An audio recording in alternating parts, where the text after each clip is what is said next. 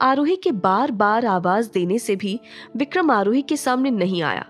आरोही समझ गई कि विक्रम विला में नहीं है।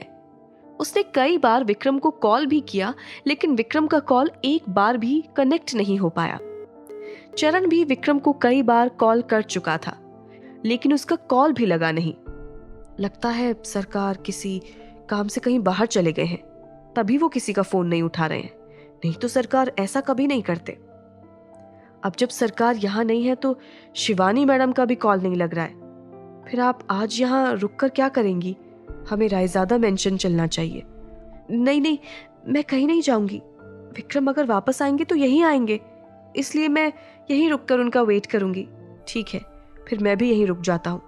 सरकार ने मुझे खास तौर पर कहा था कि मैं आपका ध्यान रखूं। आरोही विक्रम का इंतजार करती हुई कब वहीं सो गई उसे खुद भी पता नहीं चला। सुबह दरवाजे की आहट से उसकी जब नींद खुली, वो भागता हुआ उसके पास आया और पूछा, आपको सरकार के बारे में कुछ भी पता चला? वो चाहे कितने ही बिजी क्यों ना हो, किसी ना किसी को अपना अपडेट दे देते हैं, लेकिन इस बार उन्होंने किसी से कुछ नहीं कहा। मैंने तो स्वर्णा से भी पूछ लिया है। विक्रम के बारे में कुछ भी पता नहीं चलने की वजह से दोनों बहुत परेशान थे। हम एक बार रायजादा मेंशन चलकर देखते हैं, क्या पता विक्रम रात को वहीं चले गए हो।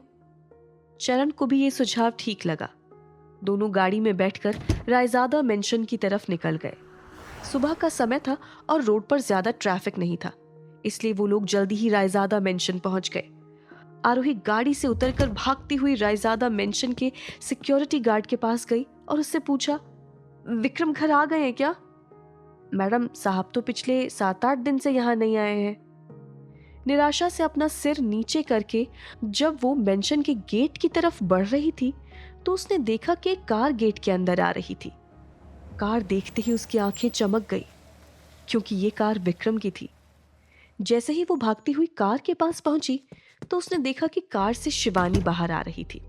शिवानी के बाहर आने के बाद भी उसकी नजरें कार के दरवाजे पर टिकी हुई थी।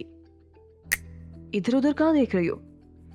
तुम्हें देखकर ऐसा लग रहा है कि तुम पूरी रात सोई नहीं, लेकिन तुम्हें जागने की क्या जरूरत थी?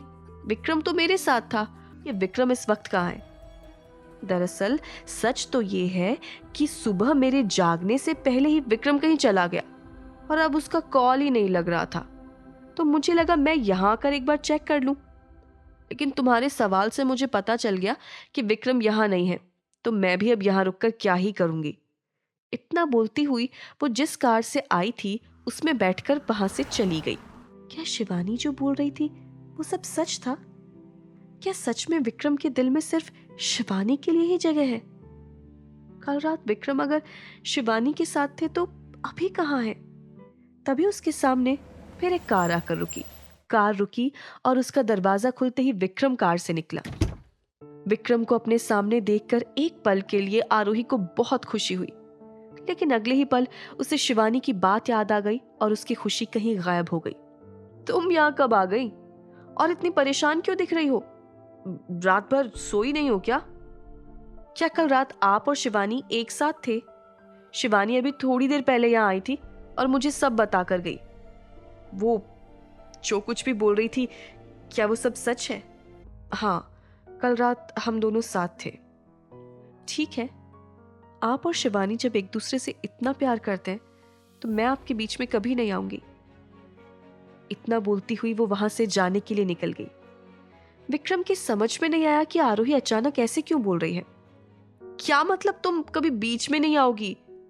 तुम कब किसी के बीच में आ गई? तुम मेरी वाइफ हो और तुम कैसे किसी के बीच में आ सकती हो?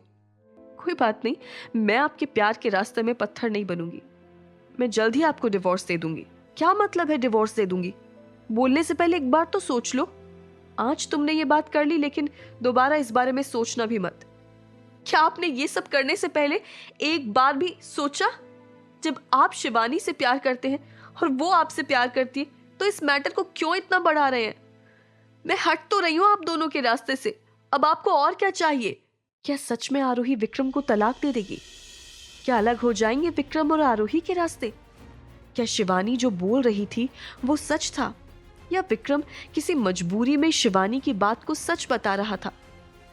जानने के लिए सुनिए इस कहानी का अगला एपिसोड सिर्फ पॉकेट एफएम ऐप पर।